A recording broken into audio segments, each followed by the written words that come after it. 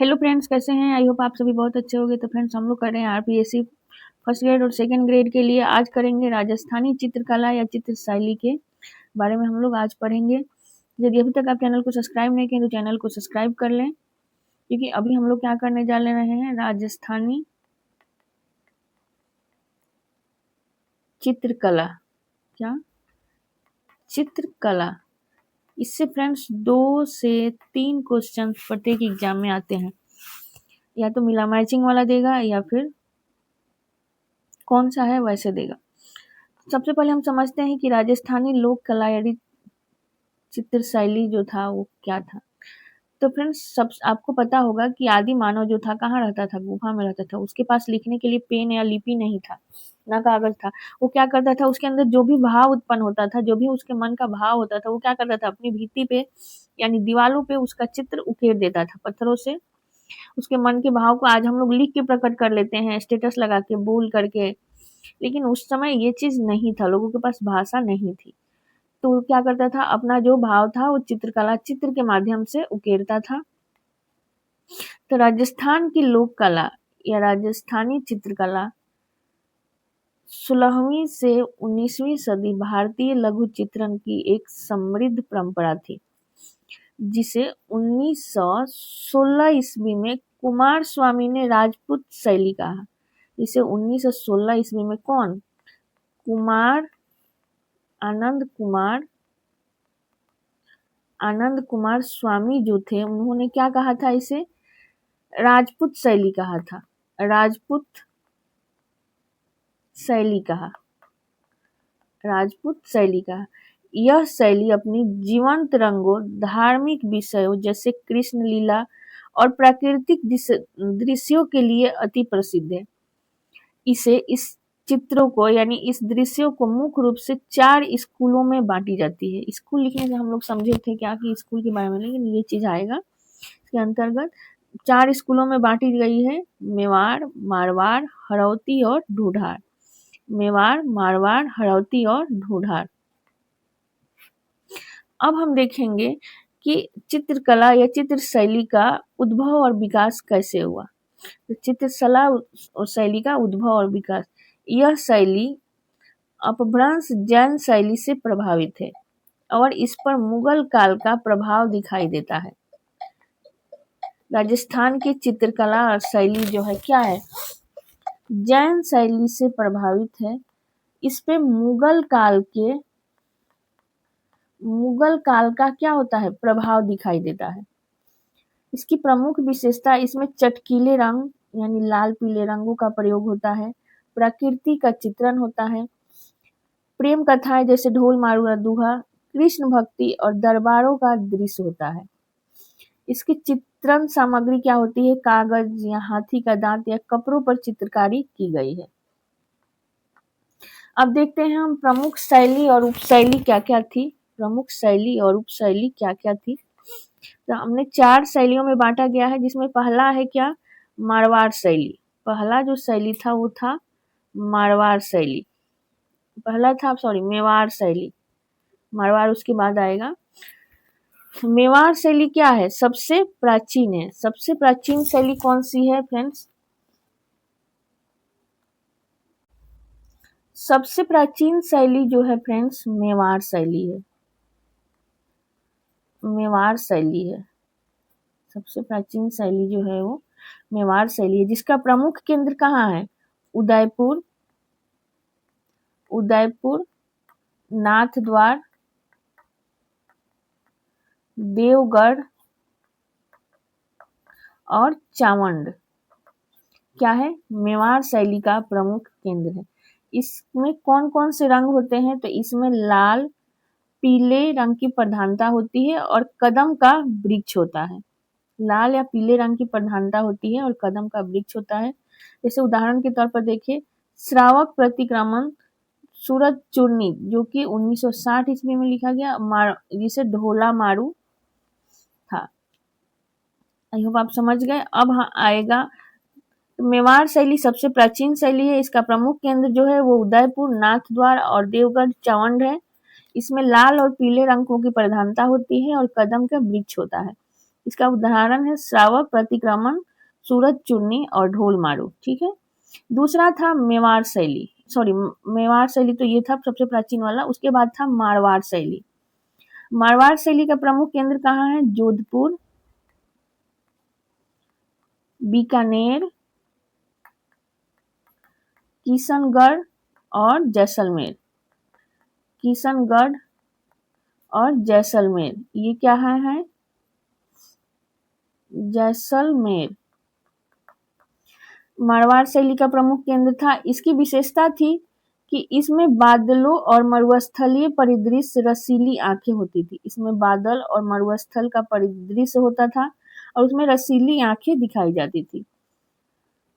जैसे किशनगढ़ शैली में निहाल चंद द्वारा निर्मित बानी ठानी भारत की मोनालिसा एक विश्व प्रसिद्ध शैली है। किसकी? मारवाड़ शैली का उदाहरण है। किस क्या? बनी ठनी शैली, जिसमें मोनालिसा जो है ना, भारत की मोनालिसा का जो चित्र है। अब आप ये मोनालिसा जो कुंभ के मेले में फेमस हुई थी उससे मत समझ लीजिएगा। दूसरा था हड़ौती शैली। हड़ौती शैली का केंद्र कहाँ था? बूंदी और कोटा था। इसमें की विशेषता थी, इसमें बूंदी और सुनहरे रंग का सूरज और पशु पक्षियों का जीवंत चित्रण, कोटा के शिकार का दृश्य था। कोटा में शिकार का जो दृश्य होता है ना, उसको उकेरा गया था। और लास्ट था हमारा ढूढ़ार शैली। ढूढ़ार शैली का केंद्र जो था जयपुर, आमेर, अलवर और शेखावटी था। इसकी विशेषता थी कि इसमें मुगल का प्रभाव दिखाई देता था, बड़े चित्र थे और भित्ति चित्र थी।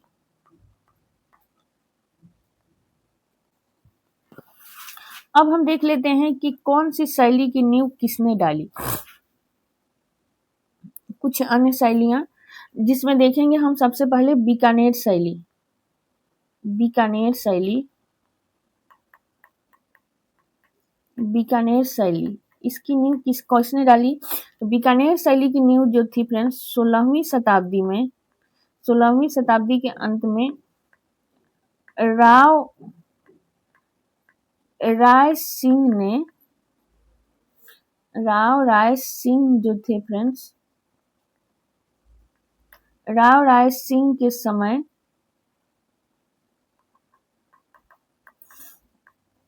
समय भागवत पुराण में मिलता है। भागवत पुराण में प्रारंभिक चित्र स्टार्ट हुआ था। ठीक है। उसके बाद दूसरा जो था वो था किशनगढ़ शैली। दूसरा था किशनगढ़ शैली।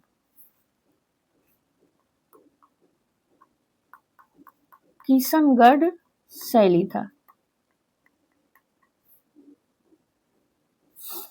किशनगढ़ शैली के जो था उसके प्रारंभकर्ता जो थे वो थे जोधपुर के शासक उदय सिंह के पुत्र किशन सिंह।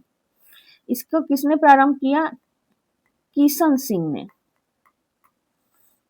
किशन सिंह ने कब प्रारंभ किया? तो 1609 ईस्वी में प्रारंभ किया। उन्होंने ही क्या किया था? किशनगढ़ राज्य की नींव डाली थी। इसमें क्या होता है? इसमें चित्रकला का माध्यम क्या होता है? राधा और कृष्ण की मूर्तियों का वर्णन होता है। राधा और कृष्ण की मूर्तियों का चित्र उकेरा जाता है। इसके बाद आते हैं, इसके बाद कौन सा शैली आता है? अगला था फ्रेंड्स जैसलमेर शैली। क्या था? जैसलमेर शैली।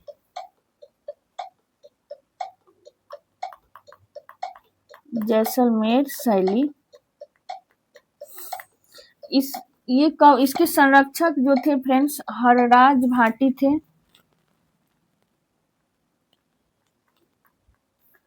हरराज भाटी थे और थे अक्षय सिंह। अक्षय सिंह, परंतु इसे क्या कहा जाता है? मूल राजभाटी का द्वितीय स्वर्ण काल कहलाता है। मूल राजभाटी का द्वितीय स्वर्ण काल कहा जाता है। स्वर्ण काल कहा जाता है। इसका प्रसिद्ध चित्र जो था, इसका जो प्रसिद्ध चित्र था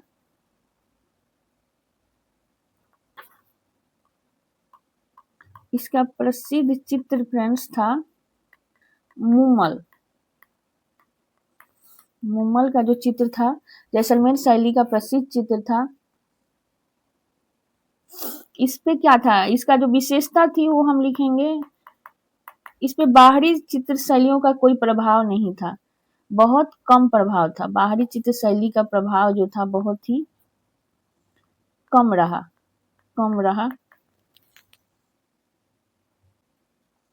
अब हम देख लेंगे कुछ राजस्थान के प्रमुख चित्रकार के बारे में। तो राजस्थान के प्रमुख चित्रकार कौन कौन थे? एक थे किशन शर्मा,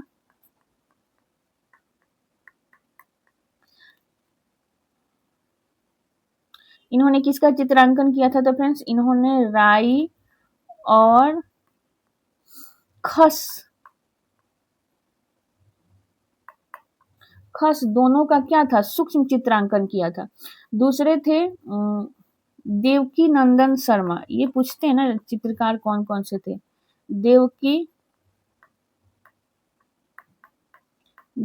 नंदन शर्मा, ये कहाँ के थे फ्रेंड्स? तो ये जो थे वो अलवर के थे। ये क्या किए थे? ये पशु पक्षी का जो चित्र था ना, ये पशु पक्षी का भित्ति चित्र जो था उसका चित्रांकन किए थे। कौन? देवकी नंदन शर्मा। उसके बाद थे राजा रवि शर्मा।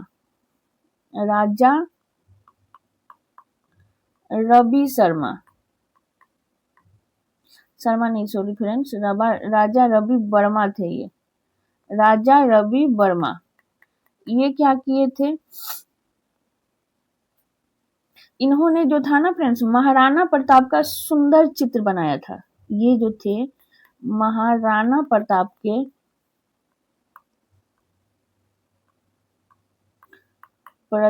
का चित्र बनाए थे। इन्हें क्या कहा जाता है? इन्हें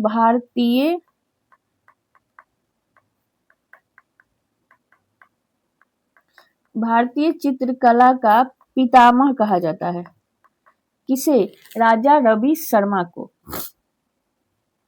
इसके बाद एक और है जो, इनका नाम था सौभाग्यमल गहलोत।